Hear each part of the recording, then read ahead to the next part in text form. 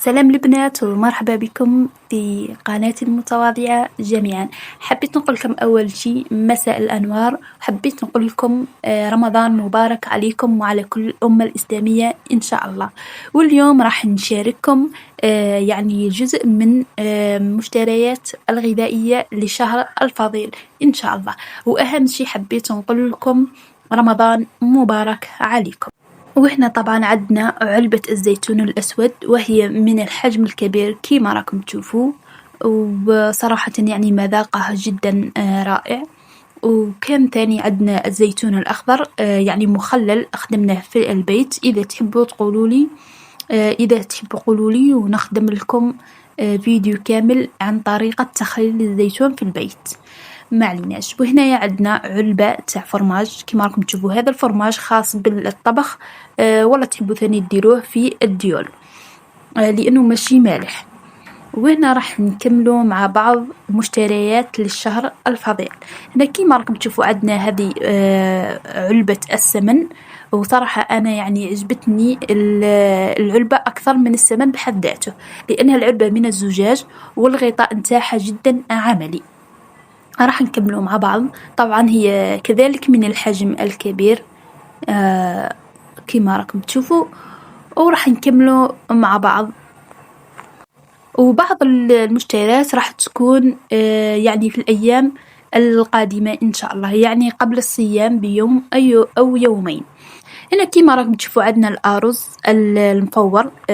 جبت منه رطل فقط لأني راح نكمل باقي الأطباق بالأرز البسمتي.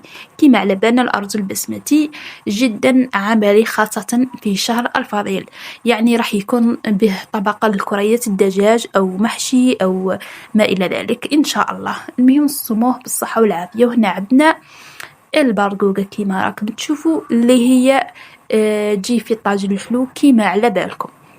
والناس اللي خارج الجزائر حبيت نقول لكم باللي رانا في الشهر الكريم عندنا طبق اسمه الطاجين الحلو، يجي بالبرقوقة والعنب المجفف والتين، طبعا التين المجفف كذلك. المهم وهنا راح نكملوا عندنا الزيت كيما على بالكم. مع اني يعني احنا في الشهر الفضيل ما نستعملوش الزيت بكثرة، يعني خاصة في الغالي وما الى ذلك، لان من السنة الماضية واللي قبلها نستعملوا في الفور او الفريتوز. واذا تحبوا ندير لكم فيديو كامل الفريتوز والانواع يعني شو الأشياء اللي ممكن يجبنان في الفريتوز وما إلى ذلك، قولوا لي في التعليقات وندير لكم فيديو كامل إن شاء الله. صراحة أنا ننصح بها في اللحم، يعني لحم الدجاج أو البوراك. وهنا كيما راكم تشوفوا كاين تاني السكر 4 كيلو أو أكثر. أنا صورت لكم اللي كان متواجد.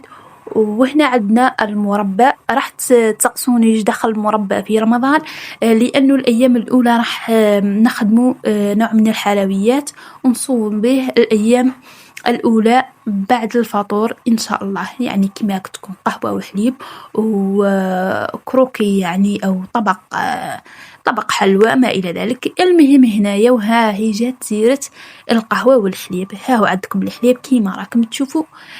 عندنا هنايا حليب البودرة، وعندنا الخمار الحلويات، وعندنا هنايا الديول. كامل على بالنا باللي في الجزائر ما كاش طابلة خاصة في الشهر الكريم بلا ديول. كيما راكم تشرينا هنايا الكيس كامل ويجي فيه تقريبا 10 أكياس، وكل كيس فيه 10 حبات بوراك كامل على بالنا، يعني 10 ورقات بوراك. وبما أننا في سيرة القهوة، هاهي إليكم صاحبتكم جات وهي اللي متربعة على طاولة المشتريات. المهم حبيت نقولكم كل سنة وانتو بخير وشهر فضيل ومبارك عليكم وعلى الأمة الإسلامية إن شاء الله، ونصموه بالصحة والعافية إن شاء الله، لا فاقدين ولا مفقودين.